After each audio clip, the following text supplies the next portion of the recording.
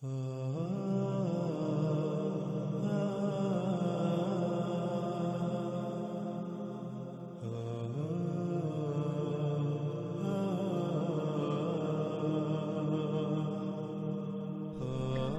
ہمارا موضوع ہے دابۃ الارض یا دابہ من الارض، جس کے بارے میں جو آج تک پھیلایا گیا اور زبان زد عام ہے وہ یہ ہے کہ قیامت سے پہلے زمین سے ایک جانور نکلے گا جو لوگوں سے باتیں کرے گا۔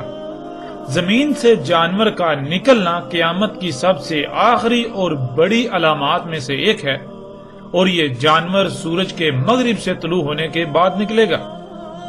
جب یہ جانور نکلے گا تو تب توبہ کا دروازہ بند ہو چکا ہوگا، یعنی سورج کا مغرب سے طلوع ہونا توبہ کا دروازہ بند ہونا ہے، اور جب سورج مغرب سے نکل چکا ہوگا اور توبہ کا دروازہ بند ہو چکا ہوگا تو اس کے بعد یہ جانور زمین سے نکلے گا اور لوگوں سے باتیں کرے گا۔ لیکن ناظرین، حقیقت کیا ہے؟ اس پر ہم الحمدللہ اللہ کے فضل سے ہر پہلو سے اور ہر لحاظ سے اس طرح کھول کر بات کریں گے کہ حق روز روشن کی طرح کھل کر واضح ہو جائے۔ اب آتے ہیں اپنے موضوع کی طرف۔ دابۃ الارض یا دابہ من الارض سب سے آخری اور بڑی علامات اور اشراط الساعۃ میں سے ایک ہے۔ علامات الساعۃ کی سب سے آخری علامت عیسیٰ ابن مریم علیہ السلام کی بعثت ہے۔ عیسیٰ ابن مریم علیہ السلام کی موجودگی میں ایک عظیم واقعہ رونما ہوگا جو کہ ایک عظیم عذاب ہوگا، جسے اللہ سبحانہ و تعالیٰ نے قرآن میں القاریہ کہا ہے، جو کہ تاریخ انسان کی مجموعی طور پر 5ویں اور آخری ایٹمی تباہی ہوگی، یعنی عالمی ایٹمی جنگ۔ اس کی تفصیل بھی انشاءاللہ اللہ کے فضل سے آئندہ ایک ساتھ میں آئے گی۔ عیسیٰ ابن مریم علیہ السلام جو کہ علامات الساعۃ الکبریٰ میں سے سب سے آخر پر ہیں، ان سے پہلے دخان ہیں، اور دخان سے پہلے دابۃ الارض، یوں یعنی دابۃ الارض علامات الساعۃ الکبریٰ میں تیسری آخری علامت ہے۔ ناظرین، آگے بڑھنے سے پہلے یہاں کچھ الفاظ کو سمجھنا بہت ضروری ہے، کیونکہ ان الفاظ کے غلط تراجم و معنی ایسے پھیلا دیے گئے کہ نہ صرف وہ اتنے عام ہو گئے کہ زبان زد عام ہو گئے، بلکہ اس وجہ سے حق چھپ گیا، یوں اکثریت حق کو سمجھنے سے محروم ہو گئی۔ ان میں پہلا لفظ ہے الساعۃ۔ ناظرین، قرآن میں مجموعی طور پر 36 مقامات پر 40 بار اس لفظ کا استعمال ہوا ہے۔ یہاں یہ بات ذہن میں رہے، لفظ الساعۃ کی بات ہو رہی ہے، نہ کہ صرف سات کی۔ الساعۃ اور سات میں کیا فرق ہے، اس پر بھی آگے بات ہوگی۔ پہلے اس پر بات کریں گے کہ آج تک اس لفظ کا کیا ترجمہ کیا جاتا رہا۔ ناظرین، آپ قرآن کے جتنے بھی تراجم و تفاسیر ہیں انہیں اٹھا کر دیکھ لیں تو آپ کو تقریباً ہر جگہ پر لفظ الساعۃ کا ترجمہ قیامت ہی ملے گا۔ مثلا کچھ مقامات کو ہم آپ کے سامنے رکھتے ہیں اور پھر فیصلہ آپ خود کیجئے گا کہ قرآن کے ساتھ کتنا بڑا کھلواڑ کیا گیا، کہ کیسے قرآن کو تراجم کی صورت میں بدلا گیا۔ ناظرین، ہم وقت کی قلت اور کم وقت میں موضوع کو مکمل کرنے کی غرض سے مکمل آیات کا ترجمہ بیان نہیں کریں گے، بلکہ ہم آیات میں صرف انہی مقامات کا ترجمہ بیان کریں گے جہاں لفظ الساعۃ کا استعمال ہوا ہے۔ اس وقت آپ سکرین پر دیکھ سکتے ہیں سورہ یوسف آیت نمبر 107، جس میں لفظ الساعۃ کا ذکر ہوا ہے، اور مترجم ہے مفتی محمد نعیم۔ وہ لکھتے ہیں، اور ان پر اچانک قیامت واقع ہو جائے۔ پھر مفتی تقی عثمانی لکھتے ہیں، یا ان پر قیامت اچانک ٹوٹ پڑے۔ امین احسن اصلاحی لکھتے ہیں، کوئی آفت یا قیامت ہی اچانک آدم کے۔ نگہت ہاشمی، یا اچانک ان پر قیامت ہی آ جائے۔ ابو العلا مودودی، یا بے خبری میں قیامت کی گھڑی اچانک ان پر نہ آ جائے۔ احمد رضا خان، یا قیامت ان پر اچانک آ جائے۔ احمد علی، یا اچانک قیامت ان پر آ جائے۔ فتح محمد جالندری، یا ان پر ناگہاں قیامت آ جائے؟ طاہر القادری، یا ان پر اچانک قیامت آ جائے؟ علامہ جوادی، یا اچانک قیامت آ جائے؟ محمد جوناگڑھی، یا ان پر اچانک قیامت ٹوٹ پڑے؟ محمد حسین نجفی، یا اچانک ان کے سامنے اس حال میں قیامت آ جائے؟ محمود الحسن، یا آ پہنچے قیامت؟ اشرف علی تھانوی، یا ان پر اچانک قیامت آ جاوے؟ اس طرح ناظرین اگلی آیت سورہ نحل کی آیت نمبر 77 مفتی محمد نعیم، اور جہاں تک قیامت کے واقع ہونے کا معاملہ ہے تو وہ پلک جھپکنے جتنا ہے، مفتی تقی عثمانی، اور قیامت کا معاملہ آنکھ جھپکنے سے بھی زیادہ نہیں ہوگا، امین احسن اصلاحی، اور قیامت کا معاملہ بس آنکھ جھپکنے کی طرح یا اس سے بھی جلد تر ہوگا، نگہت ہاشمی، اور قیامت کا معاملہ پلک جھپکنے جیسا ہے، ابو العلا مودودی، اور قیامت کے برپا ہونے کا معاملہ کچھ دیر نہ لے گا، احمد رضا خان، اور قیامت کا معاملہ نہیں مگر جیسے ایک پلک کا مارنا، احمد علی، اور قیامت کا معاملہ تو ایسا ہے جیسا آنکھ کا جھپکنا، فتح محمد جالندری، قیامت کا آنا یوں ہے جیسے آنکھ کا جھپکنا، طاہر القادری، اور قیامت کے بپا ہونے کا واقعہ اس قدر تیزی سے ہوگا جیسے آنکھ کا جھپکنا،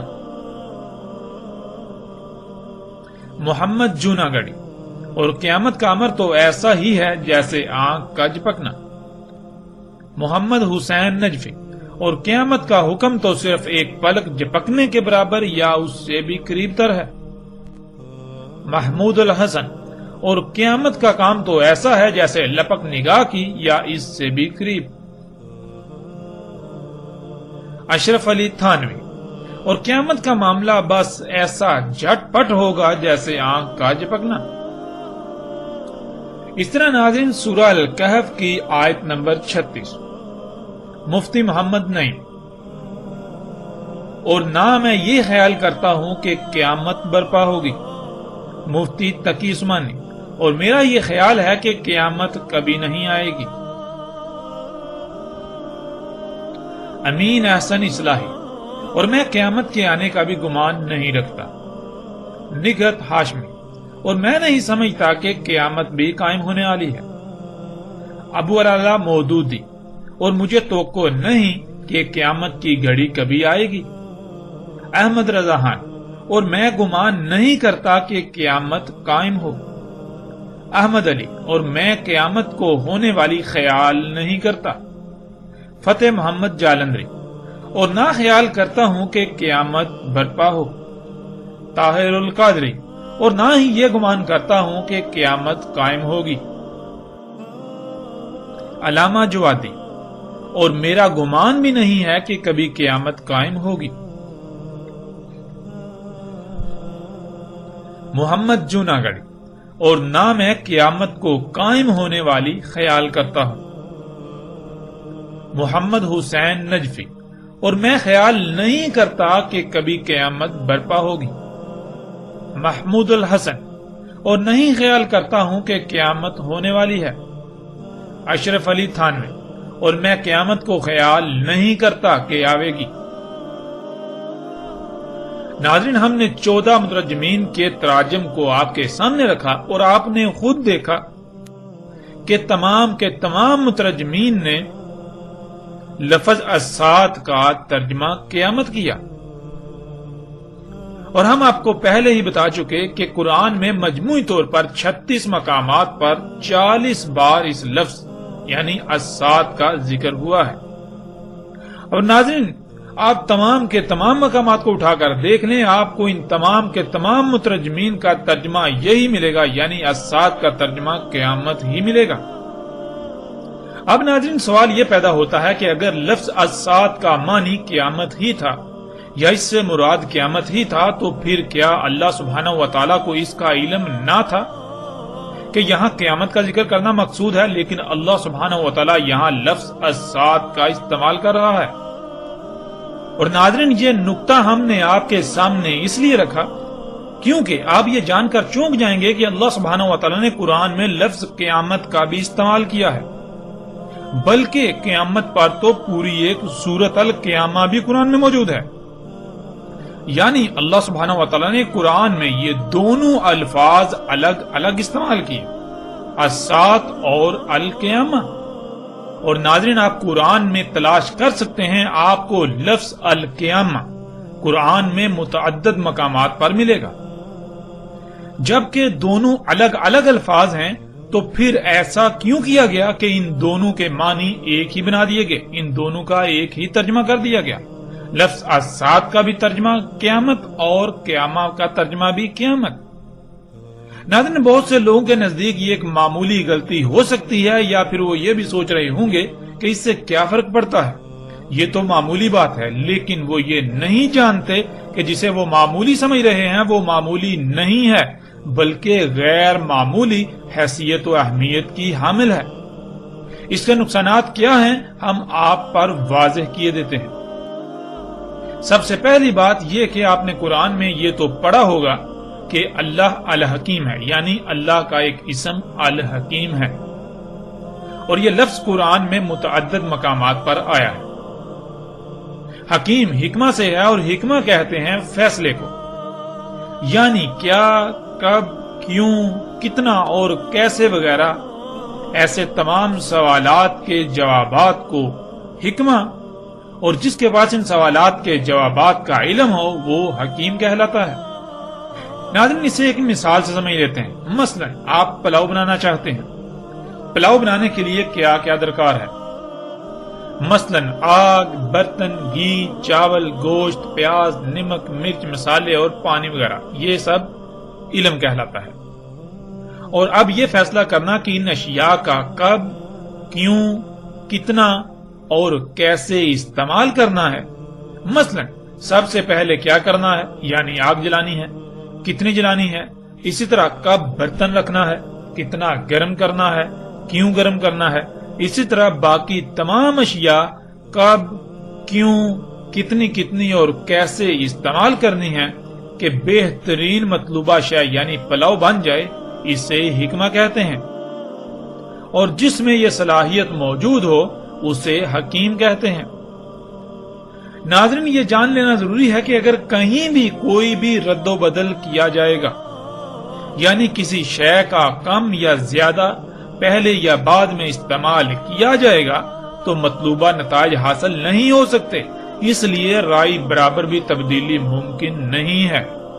اب آپ قرآن میں دیکھیں کہ اللہ سبحانہ و تعالیٰ نے یہ لفظ کہاں کہاں استعمال کیا، تو آپ پر واضح ہو جائے گا کہ اللہ سبحانہ و تعالیٰ نے خود کو العلیم الحکیم کہا، الحکیم کو العلیم کے ساتھ استعمال کیا۔ تو ناظرین، سوال یہ پیدا ہوتا ہے کہ آخر کیوں؟ تو اس کا جواب یہ ہے کہ اللہ العلیم ہے، نہ صرف العلیم ہے بلکہ وہ الحکیم بھی ہے، یعنی اس علم کا کب، کہاں، کیوں، کتنا اور کیسے استعمال کرنا اللہ میں یہ صلاحیت موجود ہے، یہ ہے الحکیم ہونا۔ اور پھر اللہ نے نہ صرف خود کو الحکیم کہا بلکہ اللہ سبحانہ و تعالیٰ نے خود کو العزیز الحکیم کہا، جیسا کہ آپ آیات میں دیکھ سکتے ہیں۔ العزیز الحکیم یعنی ایسا حکیم کہ ایک رائی برابر بھی اس کی حکمت میں شائبہ نہیں۔ مطلب یہ کہ وہ جس شے کا بھی استعمال کرتا ہے، وہ جو بھی کام کرتا ہے تو اس میں خامی و خرابی کا تصور تک بھی نہیں کیا جا سکتا۔ وہ جو بھی کہتا ہے، وہ جو بھی کرتا ہے، بالکل ویسا ہی کرتا ہے کہ اس میں تبدیلی کا کوئی تصور تک نہیں کیا جا سکتا۔ یعنی اگر اس نے کوئی لفظ استعمال کیا ہے اور اس کے برعکس قرآن میں بالکل اس سے ملتا جلتا لفظ استعمال ہوتا ہے، لیکن ان دونوں میں ایک باریک سا فرق ہے، تو اس فرق کو ضرور مد نظر رکھا جائے گا۔ کیونکہ اگر اس فرق کو مد نظر نہ رکھا تو یہ اللہ کے الحکیم ہونے کا کفر ہوگا۔ اللہ سبحانہ و تعالیٰ نے وہ فرق اسی لیے رکھا کیونکہ وہاں وہ فرق رکھنا لازم تھا۔ یہ ہے اللہ کا الحکیم ہونا۔ اب اگر کوئی شخص قرآن میں ایسے فرق کو نظر انداز کرتا ہے تو وہ اللہ کے الحکیم ہونے کا انکار کرتا ہے۔ اللہ سبحانہ تعالیٰ نے وہاں وہ فرق اسی لیے رکھا کیونکہ وہاں بالکل ویسا ہی لفظ آ سکتا تھا، وہاں بالکل ویسی ہی بات کرنا مقصود تھی، اس میں رائی برابر بھی تبدیلی نہیں کی جا سکتی۔ اب ناظرین، جب کہ آپ جان چکے ہیں کہ اللہ نہ صرف الحکیم ہے بلکہ العلیم الحکیم ہے، اور پھر نہ صرف العلیم الحکیم بلکہ العزیز العلیم الحکیم، جب اللہ الحکیم ہے، نہ صرف الحکیم بلکہ العزیز الحکیم، تو پھر یہ کیسے ممکن ہے کہ اس کا کام، اس کا کلام الحکیم نہ ہو؟ بلا شک و شبہ پھر اللہ سبحانہ و تعالیٰ کا ہر کام حکمت سے بھرپور ہے۔ قرآن اللہ کا کلام ہے تو پھر یہ بھی الحکیم ہے، جیسا کہ آپ قرآن میں ہی دیکھ سکتے ہیں۔ سکرین پر آپ کو آیت نظر آ رہی ہے، سورہ یاسین آیت نمبر 2، والقرآن الحکیم۔ تو ناظرین، اللہ سبحانہ و تعالیٰ نے اسی قرآن میں القرآن کو الحکیم کہا، یعنی القرآن میں جہاں جہاں جو جو الفاظ بیان کیے، جو جو آیات آئیں، جو جو حروف آئے، ان میں رائی برابر بھی تبدیلی نہیں کی جا سکتی۔ اللہ سبحانہ و تعالیٰ نے بالکل ویسے ہی الفاظ استعمال کیے جیسے الفاظ استعمال کرنا مقصود تھے۔ اگر کوئی ان کو نظر انداز کرتا ہے تو وہ نہ صرف اللہ کے الحکیم ہونے کا کفر کرتا ہے، انکار کرتا ہے، بلکہ وہ القرآن کے الحکیم ہونے کا بھی کفر کرتا ہے، انکار کرتا ہے۔ ناظرین، اب آپ خود غور کریں کہ جب اللہ العزیز الحکیم ہے تو پھر اس کا ہر کام بھی عزیز الحکیم ہے، اس کا کلام قرآن بھی عزیز الحکیم ہے، تو پھر یہ کیسے ہو سکتا ہے کہ اللہ لفظ الساعت کا استعمال کرے اور اللہ کے علاوہ دوسرے الساعت کو القیامہ بنا دیں؟ یہ کیسے ہو سکتا ہے؟ کیا قرآن الحکیم نہیں؟ کیا اللہ الحکیم نہیں؟ ناظرین، اگر قرآن میں قیامہ لفظ موجود نہ ہوتا تو کہا جا سکتا تھا کہ الساعت کا ترجمہ القیامہ ہی ہے، لیکن جب لفظ القیامہ بھی قرآن میں موجود ہے تو پھر ایسے لوگوں کو کس نے یہ اختیار دیا کہ وہ الساعت لفظ کو بدل دیں؟ ان کو یہ کس نے اختیار دیا کہ وہ قرآن کے الحکیم ہونے کا کفر کر دیں؟ ان کو کس نے یہ اختیار دیا کہ وہ اللہ کے الحکیم ہونے کا کفر کر دیں؟ اللہ سبحانہ و تعالی لفظ الساعت استعمال کر رہا ہے اور یہ اس لفظ کو القیامہ سے بدل رہے ہیں۔ آخر ان لوگوں کو یہ اختیار کس نے دیا؟ کیا یہ قرآن کے ساتھ کھلواڑ نہیں ہے؟ کیا یہ انتہائی غیر معمولی غیر ذمہ داری کا مظاہرہ نہیں ہے؟ ناظرین، کیا آپ جانتے ہیں ایسا کرنا انسان کا یہ عملاً اس بات کا اقرار ہوتا ہے، اس کا عملاً یہ دعویٰ ہوتا ہے کہ اللہ الحکیم نہیں، اس کا کلام قرآن الحکیم نہیں ہے۔ جن جن لوگوں نے ایسا کیا انہوں نے عملاً اس بات کا اقرار کیا، عملاً اس بات کا دعویٰ کیا کہ اللہ الحکیم نہیں ہے، اللہ کا کلام قرآن الحکیم نہیں ہے۔ تو ناظرین، یہ ہے پہلا بڑا نقصان اس غلطی کا۔ یہ نقصان کتنا شدید ہے یہ آپ اس وقت ہی جان سکیں گے جب آپ اس کی گہرائیوں میں جائیں گے، اس میں غور و فکر کریں گے۔ اور ناظرین، اس کا دوسرا اور انتہائی تباہ کن نقصان یہ ہے کہ قیامت اللہ سبحانہ و تعالیٰ لائے گا، یعنی قیامت اللہ سبحانہ و تعالیٰ لائے گا، لیکن الساعت انسانوں کے اپنے ہی ہاتھوں سے کیے ہوئے اعمال کا بیانت نتیجہ ہوگا جس سے وہ دوچار ہوں گے۔ جب الساعت کو قیامت قرار دیا جاتا ہے تو پھر ہر شخص کے ذہن میں یہی بات ہوتی ہے کہ قیامت تو اللہ خود لائے گا، اس میں انسانوں کا کوئی عمل دخل نہیں۔ لیکن ناظرین، حقیقت یہ ہے کہ ایسا کہنا اللہ سبحانہ و تعالیٰ پر بہتان عظیم ہے، ایسا بہتان کہ آپ تصور بھی نہیں کر سکتے کہ اللہ اس بہتان پر کتنا غضبناک ہوتا ہے۔ اور اس بہتان سے کائنات میں تباہ کن نقصانات کا دروازہ کھل جاتا ہے۔ ناظرین، اس سے پہلے کہ ہم آگے بڑھیں دعوت الارض کے موضوع پر بات کرنے کے لیے باقی الفاظ کی طرف، ہم یہ جان لیں کہ السات کیا ہے۔ ناظرین، اس میں اصل لفظ سات ہے اور سات کے شروع میں الف لام کا اضافہ ہے۔ سات کسے کہتے ہیں؟ اسے ایک مثال سے سمجھ لیتے ہیں۔ مثلا ناظرین، آپ کی کوئی شے خراب ہو گئی اور آپ اسے مستری کے پاس لے کر جاتے ہیں۔ آپ مستری کو کہتے ہیں کہ اسے ٹھیک کر دو، تو مستری کہتا ہے ٹھیک کر دوں گا، لیکن اس کے لیے اتنی قیمت اور اتنا وقت درکار ہے، یعنی یہ فلاں وقت پر بالکل ٹھیک ہو جائے گی۔ آپ کہتے ہیں ٹھیک ہے، میں اس وقت اسے لینے آ جاؤں گا، نہ ہی اس سے پہلے اور نہ ہی اس سے تھوڑا لیٹ ہوں گا۔ تو ناظرین، وہ وقت جو اس مستری نے واضح کیا اسے عربی میں سات کہتے ہیں۔ مثلا جیسے کہ کھانا کب تک بن جائے گا، آگے سے جواب آتا ہے جی کھانا فلاں وقت تک بن جائے گا، تو کھانا جس وقت تیار ہو جائے گا وہ وقت سات کہلائے گا۔ ایسے ہی آپ درجنوں مثالیں لے سکتے ہیں۔ جیسے کوئی شخص ایسا کام کر رہا ہو جس کا نتیجہ تباہ کن ہو، آپ اسے پہلے ہی اس انجام سے متنبہ کر دیں کہ دیکھو یہ نہ کرو ورنہ وہ وقت آ جائے گا کہ تمہیں شدید ترین تباہی یا نقصان سے دوچار ہونا پڑے گا۔ تو وہ وقت جب اس تباہی کا آنا ہے جس سے آپ نے متنبہ کیا وہ سات کہلائے گا۔ اب ناظرین آتے ہیں لفظ السات کی طرف۔ سات کا تو آپ جان چکے، اور جب بھی عربی میں کسی لفظ کے ساتھ اس کے شروع میں الف لام کا اضافہ کیا جاتا ہے تو وہ بالکل ایسے ہی ہوتا ہے جیسے انگلش میں کسی شے کے ساتھ دی یا دا لگایا جاتا ہے، یعنی کسی شے کو اسپیسیفائی کرنے کے لیے، مخصوص کرنے کے لیے۔ السات، سات کے ساتھ الف لام، یعنی کوئی مخصوص وقت ہے جس کا ذکر کیا جا رہا ہے، کوئی مخصوص گھڑی۔ اور وہ السات یعنی مخصوص وقت کیا ہے، اس کا اللہ سبحانہ و تعالیٰ نے قرآن میں جگہ جگہ تفصیل کے ساتھ ذکر کیا۔ اس پر تفصیل کے ساتھ آئندہ الگ موضوع کے تحت بات ہوگی، لیکن یہاں ہم مختصراً بیان کرتے ہوئے آگے بڑھیں گے۔ ناظرین، اللہ سبحانہ و تعالیٰ نے قرآن میں یہ بالکل واضح کر دیا کہ اللہ نے زمین و آسمانوں میں میزان وضع کیا۔ میزان یعنی توازن قائم کیا۔ آپ اپنی ہی ذات میں غور و فکر کریں تو آپ پر واضح ہو جائے گا کہ کیسے آپ کے جسم میں ایک بہترین توازن قائم ہے۔ جب تک یہ توازن برقرار رہتا ہے تو جسم بالکل ٹھیک رہتا ہے، اور جیسے ہی اس توازن میں بگاڑ آتا ہے تو جسم میں خرابیاں ظاہر ہوتی ہیں جنہیں بیماریوں کا نام دیا جاتا ہے۔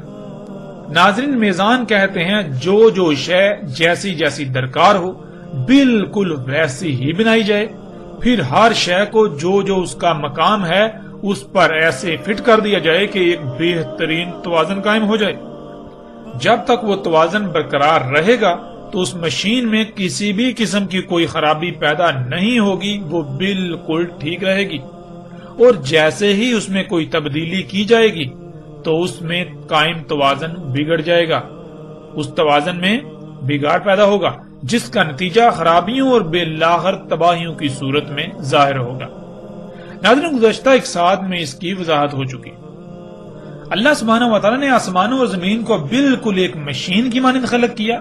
تمام مخلوقات ایک مشین کے مختلف پرزوں کی مانند ہیں۔ جیسے ایک مشین میں تمام پرزے جب تک اپنے اپنے مقام پر رہتے ہوئے اپنی اپنی ذمہ داری پوری کریں گے تو وہ مشین بالکل ٹھیک رہے گی، بالکل ایسے ہی اللہ سبحانہ و تعالیٰ نے زمین اور آسمانوں میں لاتعداد مخلوقات کو خلق کر کے ان کے مقامات پر لگا دیا تاکہ وہ اپنی اپنی ذمہ داری پوری کریں، جس سے وضع کردہ توازن برقرار رہے۔ اللہ سبحانہ و تعالیٰ نے کہا تھا کہ اس نے پہاڑوں سے زمین کا توازن قائم کیا، اور سختی کے ساتھ کہا تھا کہ اللہ کی خلق میں تبدیلی نہ کرنا، اللہ کی خلق میں چھیڑ چھاڑ نہ کرنا، اللہ کی خلق میں فطرت میں مداخلت نہ کرنا، کیونکہ اللہ نے اپنی خلق میں تبدیلی کی گنجائش رکھی ہی نہیں ہے۔ اگر اللہ کی خلق میں تبدیلی کی جائے گی تو پھر اس میں بگاڑ پیدا ہوگا جس کا نتیجہ تباہیوں کی صورت میں سامنے آئے گا۔ ایسے ہی زمین کی مخلوقات ہوں، پھل پھول سبزیوں سمیت تمام کا تمام رزق ہو، ہواؤں اور بادلوں کا نظام ہو، زمین و آسمان میں لاتعداد چھپی ہوئی مخلوقات ہوں، ان میں چھیڑ چھاڑ کرنے، ان میں مداخلت کرنے، ان کے پیچھے پڑنے سے منع کیا، ان میں کسی بھی قسم کی تبدیلی کرنے سے منع کیا تھا، ورنہ اگر ان میں چھیڑ چھاڑ کی جائے گی تو ان میں بگاڑ پیدا ہوگا، اور پھر نتیجتاً طرح طرح کی بیماریوں، مصیبتوں، تکلیفوں، زلزلوں، سیلابوں، طوفانوں اور تباہیوں کا سامنا کرنا پڑے گا۔ ناظرین، آپ خود غور کریں کہ آپ کا جسم زمین کے عناصر سے بنا ہے، اور وہ زمین کے عناصر آپ کے جسم کی ضرورت ہوتے ہیں، جن کو آپ بطور خوراک اپنے جسم کو فراہم کرتے ہیں۔ ان کی مقدار، ان کا معیار، یہ سب کون طے کرے گا؟ ظاہر ہے وہی جو ان کا خالق ہے، جو اس جسم کا خالق ہے، اور اگر ان کے معیار میں، ان کی مقدار میں کسی بھی قسم کی تبدیلی کی جائے گی تو کیا جسم میں توازن برقرار رہے گا؟ سوال ہی پیدا نہیں ہوتا۔ جسم میں قائم توازن بگڑ جائے گا۔ جب جسم میں موجود لاتعداد مخلوقات کو ان کی ضروریات کی مقدار کم یا زیادہ ہوگی، معیار برقرار نہیں رہے گا، تو پھر ظاہر ہے جسم میں وہ مخلوقات متاثر ہوں گی، جس سے جسم میں قائم توازن بگڑ جائے گا، جس کا اظہار بیماریوں کی صورت میں ہوگا۔ اب اگر ان بیماریوں یعنی جسم میں ہونے والی خرابیوں کو دور نہیں کیا جائے گا تو پھر ظاہر ہے ایک وقت ایسا آئے گا جب جسم موت کا شکار ہو جائے گا، یعنی آخری بڑی تباہی کا شکار ہوگا۔ ایسے ہی ناظرین، جب زمین و آسمانوں میں ترقی کے نام پر چھیڑ چھاڑ کی جائے گی، ان میں فساد کیا جائے گا، پہاڑوں کو کاٹ کاٹ کر زمین کا توازن بگاڑ دیا جائے گا، تو کیا زلزلے نہیں آئیں گے؟ رزق میں زیادہ اور جلد پیداوار کے حصول کے لالچ میں چھیڑ چھاڑ کی جائے گی، اس میں جنیاتی تبدیلیاں کی جائیں گی، تو کیا اس رزق کا استعمال کرنے والے انسان ہوں یا باقی جاندار، کیا ان کے اجسام میں اللہ کے وضع کردہ میزان میں خسارہ نہیں ہوگا؟ اور نتیجتاً بیماریوں کا شکار نہیں ہوں گے، مفلوج نہیں ہوں گے۔ زمین میں قدرتی وسائل کے حصول کے نام پر زمین کا خون نکالا جائے گا، زمین سے وہ عناصر نکالے جائیں گے جن کے بغیر زمین ناکارہ ہو جائے، تو پھر کیا زمین میں بگاڑ نہیں ہوگا؟ زمین جگہ جگہ سے دنسے گی نہیں؟ بادلوں میں ہواؤں کے نظام میں چھیڑ چھاڑ کی جائے گی تو کیا بادلوں کا نظام ٹھیک رہے گا؟ اس میں قائم توازن نہیں بگڑے گا، اور نتیجتاً طوفان، آندیاں اور سیلاب نہیں آئیں گے؟ زمین پر ترقی کے نام پر طرح طرح کی گیسوں کا اخراج کیا جائے گا، جس سے فضا زہر آلود ہو جائے گی، تو سانس اور جلد کی بیماریوں کے ساتھ ساتھ طرح طرح کی تباہیوں کا سامنا نہیں کرنا پڑے گا؟ کیا زمین پر درجہ حرارت بڑھنا شروع نہیں ہو جائے گا؟ کیا آسمان یعنی زمین کے گرد گیسوں کی 7 تہوں پر مشتمل تہ در تہ حساس ترین حصار متاثر نہیں ہوگا؟ وہ پھٹے گا نہیں؟ ناظرین، یہی سب اللہ سبحانہ و تعالیٰ نے کہا تھا کہ جب تم فطرت میں چھیڑ چھاڑ کرو گے، اللہ کی خلق میں تبدیلیاں کرو گے، تو ان نتائج کا سامنا کرنا پڑے گا۔ اور جیسے جب تک بیماری لا علاج نہیں ہوتی تب تک علاج ممکن ہوتا ہے، اس وقت تک علاج کر لیا جائے تو بیماری سے چھٹکارا مل جاتا ہے، ورنہ اگر وقت ہاتھ سے نکل جائے تو نہ صرف بیماری لا علاج ہو جاتی ہے بلکہ پھر آخری بڑے نتیجے کا سامنا کرنا پڑتا ہے جو جسم کو مکمل طور پر نکارہ بنا دیتا ہے، اور وہ موت ہے۔ بالکل اسی طرح ناظرین، آج آپ اپنی آنکھوں سے دیکھ رہے ہیں انسانوں کے اپنے ہی ہاتھوں سے کیے جانے والے مفسد اعمال، جنہیں وہ ترقی کا نام دیتے ہیں، ان کی وجہ سے دنیا میں طرح طرح کی بیماریاں، مصیبتیں، تکالیف، جنگ و جدل، سیلاب، طوفان، آندیاں، زلزلے، زمین کا جگہ جگہ سے دھنسنا، زمین اور پہاڑوں کا ٹل جانا وغیرہ، کیا یہ سب رک جائے گا؟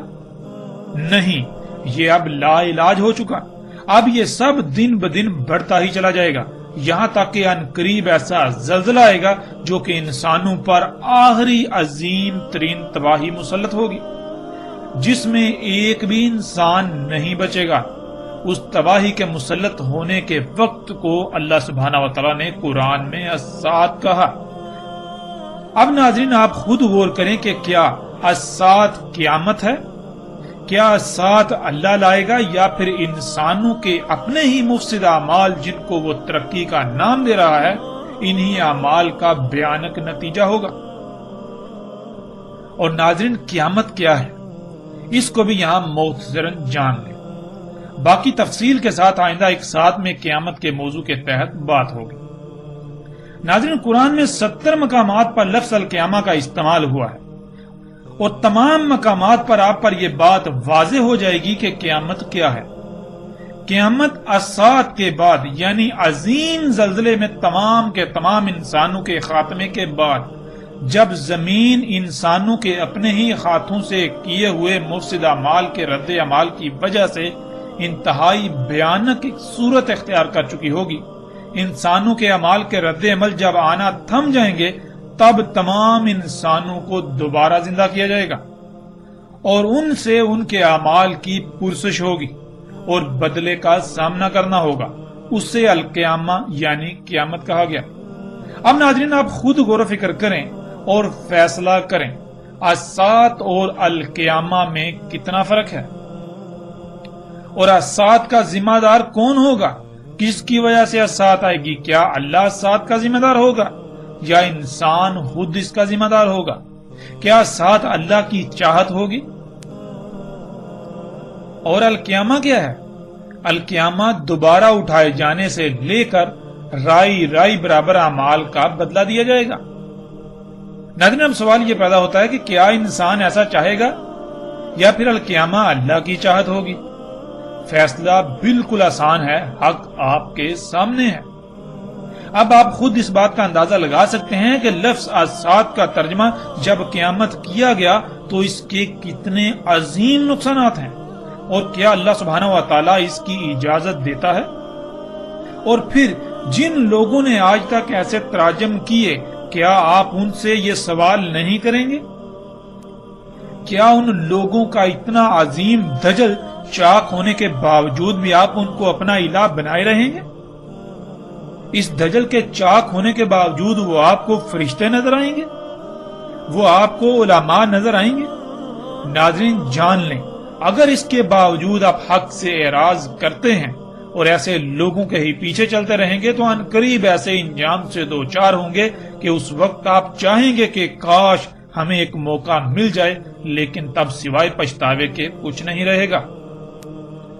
اس لیے اس وقت فیصلہ آپ کے ہاتھ میں ہے، آپ کے پاس وقت ہے، آپ وہ فیصلہ کریں جس میں آپ کے لیے دنیا اور آخرت میں فلاح ہو، فائدہ ہو، پچھتاوے کا سامنا نہ کرنا پڑے۔ ناظرین لفظ الساعۃ کو آپ الحمدللہ جان چکے، اب آتے ہیں ان الفاظ کی طرف، اشراط اور علامات۔ جیسے آپ نے عموماً سنا ہوگا اشراط الساعۃ اور ایسے ہی علامات الساعۃ، اور دونوں کا ترجمہ قیامت کی علامات یا قیامت کی نشانیاں کر دیا جاتا ہے۔ لفظ اشراط یہ جمع کا صیغہ ہے اور اس کا واحد شرط ہے۔ ناظرین شرط کسے کہتے ہیں، اسے ایک مثال سے سمجھ لیتے ہیں۔ مثلا پیاس بجھانے کے لیے پانی کا ہونا ضروری ہے، پانی کے بغیر پیاس کا بجھانا ناممکن ہے۔ یعنی شرط کسی بھی عمل یا شے کے پیچھے موجود ایسے عوامل یا مراحل کو کہتے ہیں جس کے بغیر عمل کا وجود ناممکن ہو۔ جیسے دو اس وقت تک نہیں آ سکتا جب تک کہ ایک نہیں آ جاتا، اب ایک نہ صرف دو کے پیچھے اس کے وجود یا عدم کی وجہ ہے، بلکہ جب تک ایک نہیں آ جاتا تب تک دو نہیں آ سکتا۔ بالکل ایسے ہی ناظرین اشراط الساعۃ کہتے ہیں ان امور کو، یعنی ان کاموں کو، ان عوامل کو، ان اعمال کو، ان مراحل کو جن کے بغیر الساعۃ کا آنا ناممکن ہے، کیونکہ نہ صرف وہ الساعۃ سے پہلے ہونا لازم ہے بلکہ انہی کی وجہ سے الساعۃ کا وجود ممکن ہے، یعنی ان کی وجہ سے الساعۃ آئے گی، وہ عظیم زلزلہ آئے گا۔ اب ناظرین آپ کے لیے بالکل آسان ہو چکا اشراط الساعۃ کو جاننا۔ آپ خود غور کریں کہ وہ کون سے امور ہیں، وہ کون سے عوامل ہیں، وہ کون سے مراحل ہیں جن کی وجہ سے الساعۃ آئے گی، یعنی عظیم زلزلے کی صورت میں ایسی تباہی کہ کوئی ایک بھی انسان اس سے نہیں بچ سکے گا۔ ناظرین، اب آتے ہیں علامات الساعۃ کی طرف، یعنی لفظ علامات کی طرف۔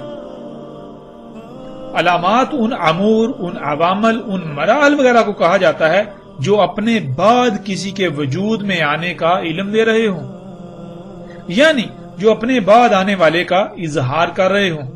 جیسے اگر آپ کے سامنے ایک لکھا جائے تو ایک اپنے بعد آنے والے کا علم ہوتا ہے، یعنی ایک کے بعد دو آئے گا۔ ایسے ہی ناظرین، مثال کے طور پر اگر کوئی شخص اینٹیں، سیمنٹ، بجری، سریا اور ریت وغیرہ خرید رہا ہو تو یہ عوامل اس بات کا علم دے رہے ہوتے ہیں کہ کسی عمارت کی تعمیر ہونے والی ہے، یا تعمیر ہو رہی ہے، یا پھر عنقریب تعمیر ہو جائے گی۔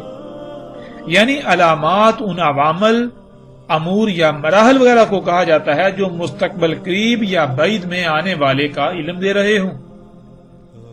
اب ناظرین غور کریں، آج جو زلزلے آ رہے ہیں، جن وجوہات کی بنا پر یہ زلزلے آ رہے ہیں، اگر ان وجوہات کو دور نہیں کیا جائے گا، ان کی اصلاح نہیں کی جائے گی، تو پھر کیا یہ زلزلے رک جائیں گے؟ یا پھر یہ قانون فطرت ہے کہ خرابی کو دور نہ کیا جائے تو وہ دن بدن بڑھتی ہی چلی جائے گی، یہاں تک کہ وہ اپنے انجام کو نہ پہنچ جائے۔ جب قانون فطرت یہ ہے تو پھر یہ زلزلے دن بدن بڑھتے ہی چلے جائیں گے۔ آج ان زلزلوں میں درجنوں، سینکڑوں، ہزاروں اور لاکھوں لوگ مر رہے ہیں، تو جیسے جیسے یہ زلزلے بڑھتے چلے جائیں گے تو اموات بھی بڑھتی چلے جائیں گی، یہاں تک کہ بڑھتے بڑھتے اتنا بڑا زلزلہ آئے گا کہ کوئی ایک انسان بھی اس زلزلے میں سے نہیں بچ پائے گا، جسے الساعۃ کہا گیا۔ تو ناظرین غور کریں، کیا یہ زلزلے علام نہیں ہیں الساعۃ کا؟ یعنی یہ زلزلے عن قریب ایک عظیم زلزلے کا علم ظاہر نہیں کر رہے؟ بالکل کر رہے ہیں، اس وجہ سے انہیں علامات الساعۃ کہا گیا۔